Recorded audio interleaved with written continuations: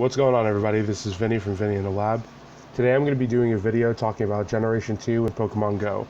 I'm going to be talking about Pokemon we can prepare for with the Pokemon we already have available to us. There are 10 Pokemon who get a new evolution in the second generation of Pokemon, totaling to 11 Pokemon you can be ready to evolve to as soon as we get Generation 2 in Pokemon Go. So the first one I'm going to talk about today is Scyther. So Scyther evolves to Scyther in Generation 2, which is a Bug Steel Pokemon. So as you can see, Scyther comes pretty strong as it is, and this isn't typical of Pokemon that are at their first stage and that will evolve at some point throughout Pokemon, throughout the generations. So Scyther can have a max CP of 2,000 already. So I don't see Scyther having a very high evolution multiplier. And it also makes me think that Scyther is going to take a lot of candies to actually be able to evolve into a second stage. Generally, for a two-stage Pokemon, it takes 50 candies to evolve, but I see Scyther easily taking at least 100, because Scyther is going to be strong from the very beginning. This 1150 Scyther will probably be at least a 1600 Scyther, and that's if they give him a small multiplier of about 1.4 to 1.5. If they give him a two times multiplier, as we see in a lot of strong Pokemon like Dratini to Dragonair to Dragonite, then he could be over 2,000. But I don't see that happening because, like I said, Scyther has a max CP of about 2,000 already. So Scyther would be way too strong if it had a multiplier like that. The next Pokemon I'm going to talk about is Golbat. And this is a unique situation. A lot of these are going to be unique situations, actually, because Golbat already evolves, Zubat to Golbat, as all of you know, and that takes 50 candies. So the thing about this is we don't have any Pokemon that then evolve again after taking 50 candies to get to their second stage. So we don't really have a model for how this is going to work when they release Generation 2. They could just keep it 100 candies like they do for other three-stage Pokemon, but I don't see that happening. I see them making it higher, maybe 125, 150. Aside from that, Zubat to Golbat has a very high evolution multiplier, a 350 Zubat. I think this Golbat, which is 1069, was a 350 Zubat, so that's almost a 3 times multiplier. That's really strong. So if Golbat has any type of multiplier like that towards Crobat will be an extremely strong poison flying type when Generation 2 comes out. The next one is going to be Poliwhirl. So Poliwhirl, as you all know, already evolves into Poliwrath. In Generation 2, they released Politoed as well, which gave him 2 evolutions that he could possibly go in. Now, in the video games, you use a King's Rock to evolve Poliwhirl into Politoed. Since we don't have items like that in this game so far, I don't see them implementing them just so that Pokemon can evolve to a specific type. I see them working it the same way they worked Eevee, where it's a random evolution, but maybe there will be a way that we can force the evolution like we could with Eevee with the Rainer, Pyro, Sparky trick, with Poliwhirl, and with the new Eevee evolutions that come out also. So, like I said, Poliwhirl evolves into Politoed. I see it having a slightly lower max CP than Poliwrath, but it might be a little tankier, maybe have more HP, but there's no guarantee. It could really go either way. I'm pretty sure that it's going to be 100 candies for Poliwhirl to evolve, the same way it evolves into Poliwrath. I don't think they're going to add a second option. I think they're just going to keep it the way they do for Eevee. So the next one is Eevee, and as we know, there's 3 evolutions for Eevee already: Jolteon, Flareon, and Vaporeon. Generation 2 adds 2 more, Umbreon and Espeon. So this is the Psychic type and the Dark type evolution. So I'm almost positive they're going to keep it 25 candies to evolve to these. They're not going to add any second evolution buttons or anything like that, but it's going to be a random evolution, now a 1 in 5 chance of the evolutions. But I also think that there's going to be a way to force both Umbreon and Espeon by using names.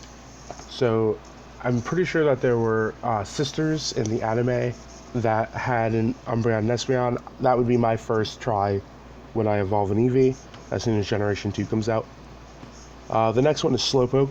So Slowpoke is similar to Poliwhirl in that it gets another evolution in in addition to the one it already has. So it doesn't, Slowking is the evolution, and it doesn't evolve from Slowbro, but instead Slowpoke can evolve to either Slowbro or Slowking. So I think it's going to be another situation where it's random. I don't know if there's going to be a way to force this one. I can't really think of anything that I remember from the older anime that would allow this to be forced. But Slowpoke has a pretty high max CP for a basic Pokemon, and I think that Slowking is going to be strong, just as Slowbro is, so I'm looking forward to that. Next, I had two Eevees up here. I just starred the Pokemon that can evolve when Gen 2 comes out. Next one is Porygon. So Porygon's really interesting because it's a pretty rare Pokemon in Pokemon Go. I've only ever seen two on my nearby list, and I caught one of them. And I've already completed the Pokedex, so being that I've been able to find a lot of rare Pokemon like Dratini, multiple Dratini, and even Charmanders, which are hard in my area, the fact that I've only seen a couple of Porygon is not great when you think that not only does Porygon evolve in Generation 2, but then again in, I believe, Generation 4. So we're getting Porygon 2, and then it'll eventually be Porygon Z. So the interesting thing about this is I'm not sure if they're just going to make it 25 candies to evolve to Porygon 2, because they'll think of it as a 3-stage evolution with Porygon Z eventually coming out, or if they're going to treat it like a Golbat situation where this is what it is for now, so it's going to be a 50 candy evolution, and then eventually there will be more candies needed for Porygon Z, probably 125 or 150. So I'm not looking forward to this evolution just because of how rare Porygon is and how hard it's going to be to get Porygon 2 and then eventually Porygon Z. It's going to be very difficult. It's hard to prepare for, but it's something that we can at least prepare for now, but it's not going to be easy to. So the next one is Oddish. So Oddish evolves into Gloom, and then Gloom evolves into either Vileplume or to Blossom. Blossom comes out in Generation 2. So again, I think this is going to work exactly the same as Eevee. It's going to take 100 candies. I'm almost positive about that, just like it does with Vileplume. And even if there is a way to force it, that'll only work once, and then any evolution after that will be random. The next one is Horsey. So Horsey works more like Golbat than any of the other evolutions, where it already has an evolution right now. As you can see, it takes 50 candies to evolve into Seadra, and then Seadra evolves into Kingdra. So Kingdra, I think, is going to take however many candies they decide for Golbat, whether it be 100, 125, or 150, or more. It's going to take the same for Kingdra because it's the same type of evolution where we've seen one evolution already, and now we're going to get another one when Generation 2 comes out. So it's going to be really interesting to see what they do with those. The next is Onyx.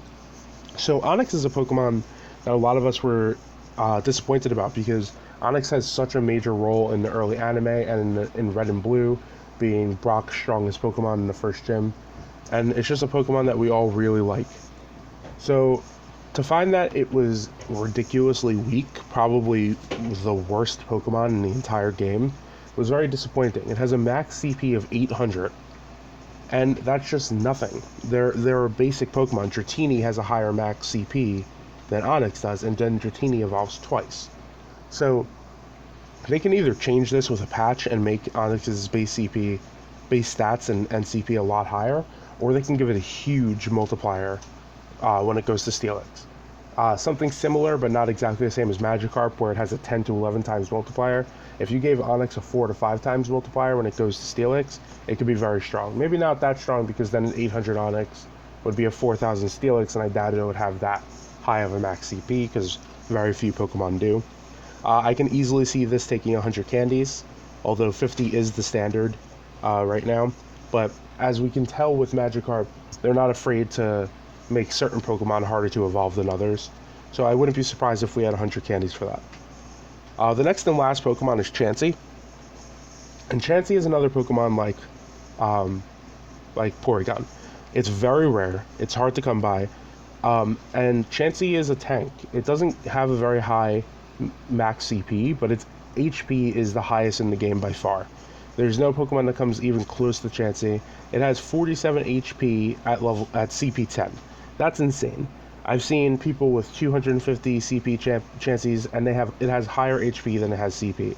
So when it evolves to Blissey, I don't see that becoming less of a theme. I see its HP becoming insanely high with its max CP still staying pretty low. I could see 500 CP Blisseys being a thing, and that could make taking a gym from one very difficult.